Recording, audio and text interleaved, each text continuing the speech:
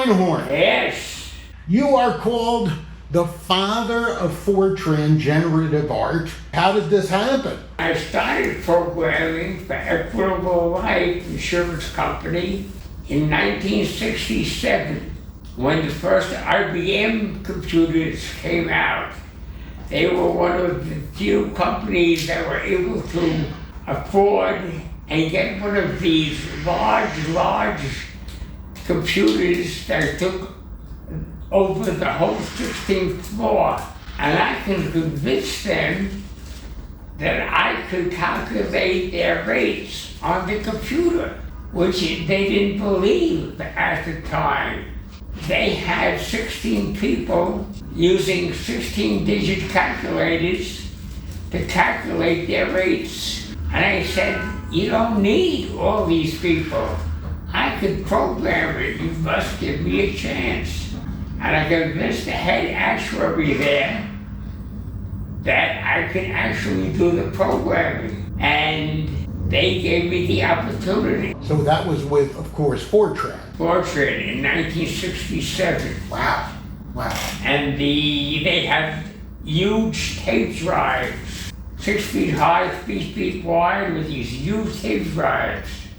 Today they have flash drives that hold the same capacity, 1 inch by 2 inches. I was drawing mathematical figures. And the first mathematical figure I drew was called the 8-dimensional hypercube. I didn't even know it was called that. I just took a square, made it into a cube, and then projected it in a 45-degree angle, and I made it into a figure that I liked. And that was called the tesseract, I found out later on. Then projected the tesseract to a 5th dimension, to a 6th dimension, to a 7th dimension, and then an 8th dimensional, and that was called the 8-dimensional hypercube.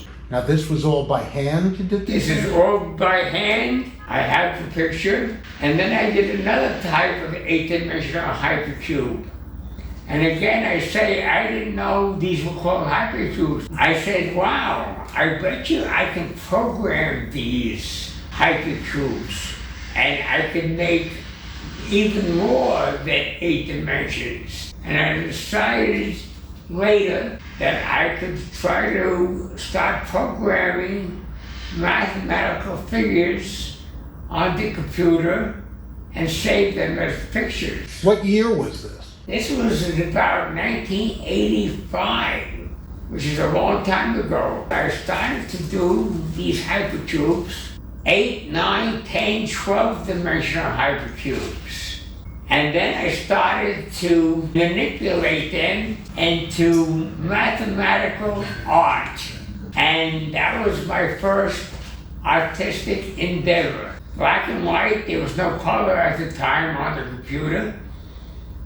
And I was making these mathematical figures using hypercubes and manipulating hypercubes up to the 12-dimensional hypercube. You're wearing a shirt that's the black and white. That's right. This is one of the hypercube drawings that I manipulated in Photoshop. This circle here is a hypercube. The middle circle is a hypercube. And then I attached them in a various way to make it into a picture. Is this done by hand or by computer? This is by computer. So each one of those is like the same hypercube that you created with one of your programs. Right. Inputting the hypercube into Photoshop and doing manipulation in Photoshop. That must have been the very beginning of Photoshop. Yes, that was the very beginning of Photoshop, and it was basically used not to manipulate pictures, but to actually touch up photographs. No one was using Photoshop to actually make pictures. They had pictures, and this was a photographic application to fix up the pictures.